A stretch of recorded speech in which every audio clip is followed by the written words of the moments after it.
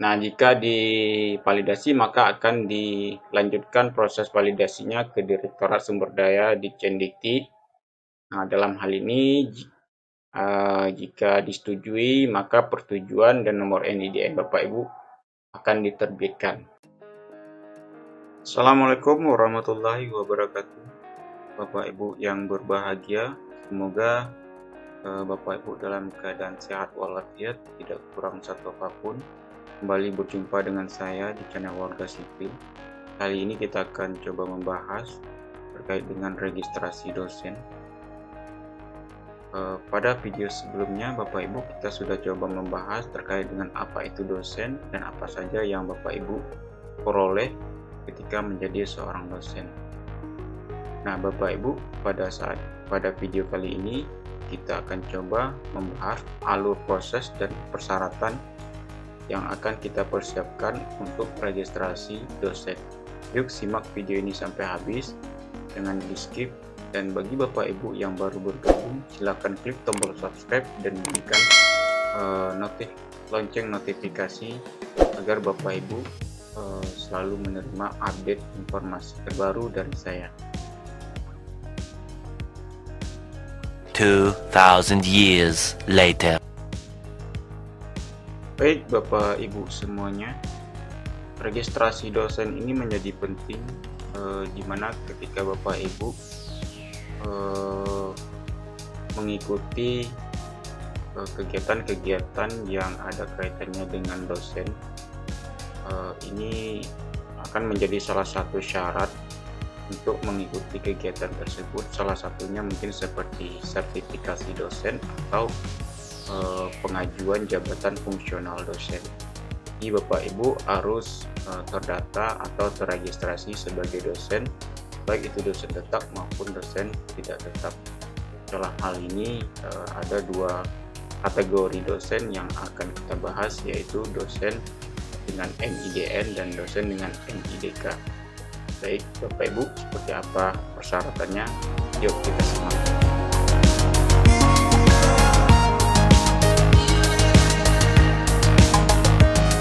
Oke Bapak Ibu semuanya, persyaratan untuk pengusulan nomor induk dosen nasional atau kita singkat dengan istilah NIDN. Ini bisa Bapak Ibu baca dalam Permendikbud nomor 2 tahun 2016. Persyaratan-persyaratan yang akan Bapak Ibu persiapkan pada proses ini diantaranya adalah Bapak Ibu berusia maksimal 58 tahun, terus tidak berstatus sebagai dosen tetap pada instansi lain, tidak berstatus tetap pada instansi lain ini meliputi Bapak Ibu sebagai dosen non PNS, dosen PNS maksud saya, atau sebagai PNS Polri, Pemda, TNI, PNS di kementerian, tidak berstatus guru tetap atau tidak tetap, tidak berstatus pegawai BUMN, dan tidak berstatus anggota aktif partai politik dan legislatif. Kemudian status kemahasiswaan Ibu terdaftar di PDDikti untuk lulusan di atas 2022. Artinya seperti ini Bapak Ibu, ketika Bapak Ibu akan diregistrasi pada pangkalan data, nanti nomor induk mahasiswa Bapak Ibu pastikan terdeteksi di pangkalan data. Nah, pada saat proses registrasi tersebut sistem akan membaca secara otomatis apakah data Ibu terdata di pangkalan data PDDikti atau tidak. Nah, dalam hal ini jika status kemahasiswaan Bapak Ibu tidak terdaftar di PDDikti, maka silakan hubungi pihak kampus asal di mana Bapak Ibu berkuliah. Kemudian KTP terbaru yang masih berlaku. Dalam hal ini KTP Bapak Ibu untuk status KTP jika Bapak Ibu status sebagai dosen, karyawan tetap, atau karyawan swasta, maka Bapak Ibu diminta untuk membuat surat pernyataan dosen tetap. Untuk format surat pernyataan dosen tetap ini biasanya ada di-upload di website LLDT setiap wilayah. Kemudian Bapak Ibu untuk KTP ini juga domisili Bapak Ibu diharapkan tidak terlalu jauh dari universitas tempat Bapak Ibu bekerja. Jika hal ini terjadi, Bapak Ibu diminta untuk membuat surat keterangan domisili dari pejabat setempat. Kemudian berikutnya adalah foto terbaru berwarna. Selanjutnya surat keterangan sehat rohani, sehat jasmani, dan bebas narkoba. Nah, ketiga surat ini harus dikeluarkan oleh rumah sakit minimal dengan tipe C dengan masa berlaku terakhir itu 6 bulan. Kemudian surat pernyataan dari pimpinan. Surat pernyataan dari pimpinan perguruan tinggi ini bisa Bapak Ibu peroleh dari perguruan tinggi atau universitas tempat Bapak Ibu bekerja.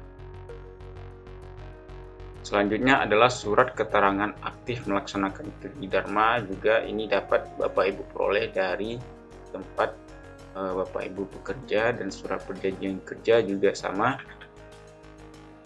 Kemudian surat keputusan atau surat pengangkatan Bapak Ibu sebagai dosen tetap dari ketua yayasan atau dari pihak terkait yang mengangkat Bapak Ibu sebagai dosen tetap yayasan.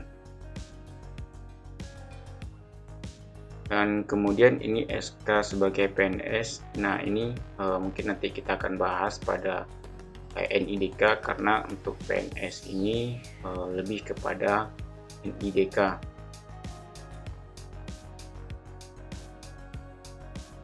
Tapi juga ini berlaku untuk dosen PNS yang berada di lingkungan Dikti. Jadi bagi Bapak Ibu yang sebagai status dosen PNS di lingkungan Dikti,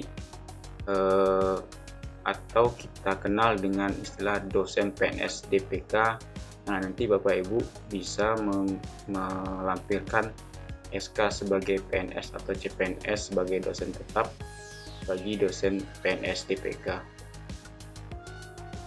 Kemudian ijazah lengkap mulai dari S1, D4 sampai lulusan terakhir. Karena dosen itu kualifikasi pendidikan terakhirnya minimal adalah magister atau S2, jadi silakan Bapak Ibu lampirkan ijazah lengkap Bapak Ibu mulai dari S1 atau D4 sampai S2. Dan kemudian jika Bapak Ibu dari lulusan luar negeri, Bapak Ibu bisa melampirkan SK penyetaraan yang sudah disetarakan oleh Dikti atau PTN yang ditunjuk oleh Dikti.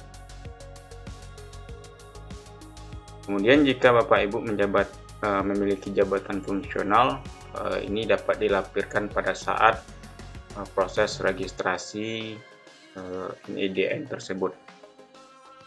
Nah, Bapak Ibu, semua persyaratan tersebut ini nanti Bapak Ibu bisa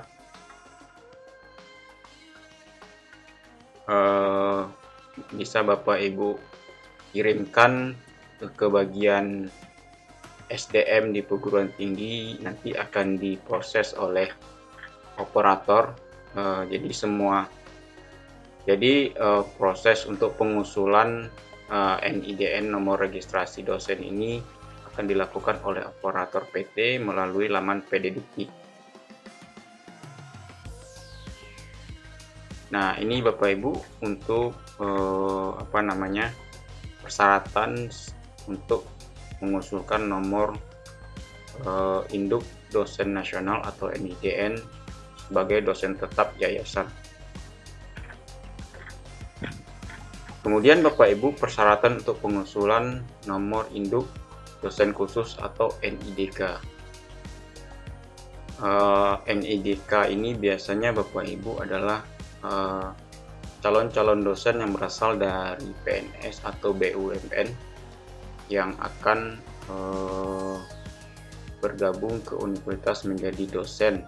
Dalam hal ini dosen-dosen tersebut statusnya adalah dengan dosen dengan perjanjian kerja. Jadi tidak boleh berstatus dosen tetap, karena dosen ini adalah orang-orang yang memiliki pekerjaan di lingkungan pemerintahan. Saat diusulkan NIDK berdasarkan Permendikbud nomor 2 tahun 2016, berusia paling tinggi untuk PNS, TNI, Polri memiliki perekayasa praktisi adalah 64 tahun. Nah, jika Bapak Ibu seorang PNS, TNI, Polri, dan selanjutnya itu paling tinggi usia Bapak Ibu adalah 64 tahun.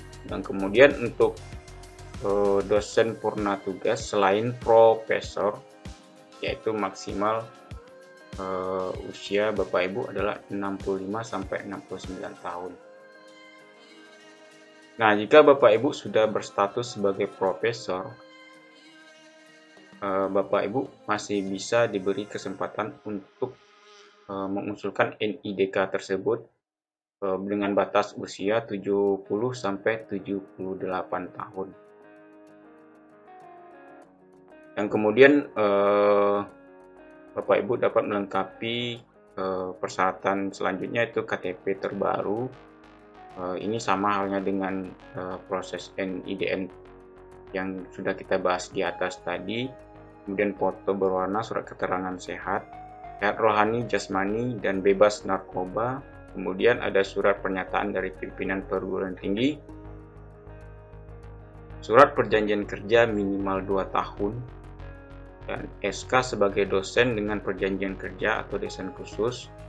Nah, ini dikeluarkan oleh perguruan tinggi tempat Bapak Ibu akan mengabdi.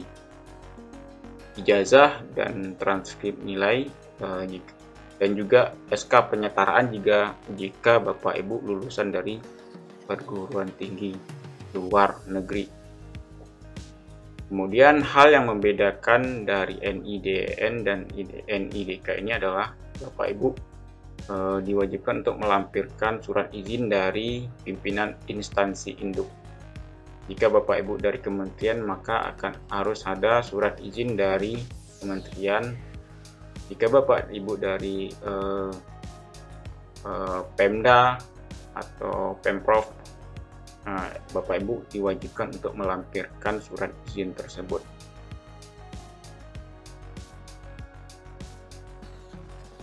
Kemudian untuk NIDK ini diperuntukkan bagi pegawai aktif dan dosen purna tugas, bukan pensiunan. Jadi untuk pensiunan sepertinya ini tidak berlaku. Jadi ini hanya berlaku untuk pegawai di lingkungan pemerintah yang masih aktif. Surat keterangan mengajar dan jadwal mengajar minimal 1 semester dalam 1 tahun sebanyak 4 SKS. Nah, ini dapat Bapak Ibu peroleh dari perguruan tinggi tempat Bapak Ibu mengabdi.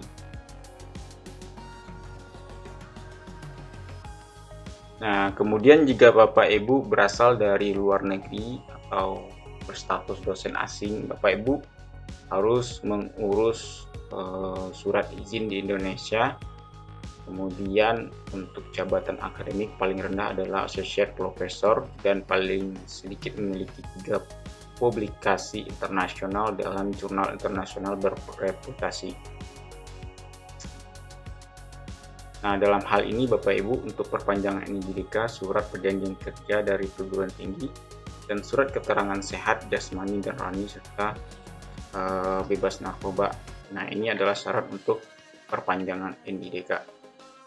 Jadi dalam hal ini status Bapak Ibu adalah dengan perjanjian kerja, di mana suatu waktu ketika pihak universitas tidak lagi dalam tanda kutip adalah tidak lagi memakai jasa Bapak Ibu sebagai dosen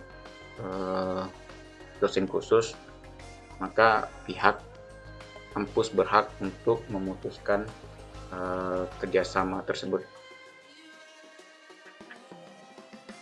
Sama Bapak Ibu, semua persyaratan di atas diusulkan nanti oleh operator perguruan tinggi melalui laman PDDT. Tapi stepnya adalah semua persyaratan ini Bapak Ibu lengkapi, kemudian Bapak Ibu kirim ke bagian SDM. Nah, nanti bagian SDM yang akan menugaskan operator untuk melakukan pengusulan ke laman PDDT. Nah, kurang lebih seperti itu Bapak Ibu. Untuk lama proses ini kita tidak bisa prediksi berapa hari, berapa minggu, atau berapa bulan, karena ini bermacam-macam ya Bapak Ibu ya. Sedikit pengalaman saja dari saya. Saya pernah mengajukan NIDN dosen paling cepat itu sampai 3 hari. 3 hari, hari pertama saya ajukan langsung diproses oleh LDT, langsung divalidasi maksud saya oleh LDT, dan besoknya saya lihat belum divalidasi oleh DT, tapi di hari ketiga itu sudah divalidasi oleh DT dan nomor NIDN dosen tersebut sudah keluar. Tapi Bapak Ibu, itu yang paling cepat. Nah, ada yang paling lambat juga Bapak Ibu, jadi tergantung kalau saya membilangnya tergantung antrian ya, antrian pekerjaan di DIKTI, karena yang akan mereka proses itu banyak gitu, pengajuan itu cukup banyak masuk, jadi mohon bersabar saja bagi Bapak Ibu yang dalam proses pengajuan. Itu Bapak Ibu mungkin terkait dengan alur proses. Oke, jadi alurnya kurang lebih seperti ini Bapak Ibu. Nah, ini ya alur proses pengajuan registrasi dosen. Nah, pemohon di sini dalam artian adalah Bapak Ibu calon dosen. Nanti Bapak Ibu mengajukan permohonan persyaratan tadi ke bagian SDM. Bagian SDM akan mencoba memvalidasi ajuan Bapak Ibu, kemudian diajukan ke LLDT. Dari LLDT jika disetujui maka akan divalidasi, jika tidak akan dikembalikan lagi ke operator perguruan tinggi. Nah, jika divalidasi maka akan dilanjutkan proses validasinya ke Direktorat Sumber Daya di Dikti. Nah, dalam hal ini jika disetujui maka persetujuan dan nomor NIDN Bapak Ibu akan diterbitkan. Begitu juga halnya dengan Bapak Ibu yang berada di lingkungan perguruan tinggi negeri atau kementerian lainnya seperti Kementerian Agama. Baik, itu saja mungkin Bapak Ibu. Jika ada yang perlu dipertanyakan, silakan tinggalkan komentar di kolom komentar. Sekian saja dari saya. Terima kasih sudah menonton video saya. Ikuti terus pembahasan terkait dengan karir dosen. Dan ini adalah sesi khusus. Saya akan coba membahas sesi ini dari mulai Bapak Ibu diterima atau rekrutmen hingga Bapak Ibu menjadi seorang profesor atau guru besar. Oke, terima kasih. Assalamualaikum warahmatullahi wabarakatuh.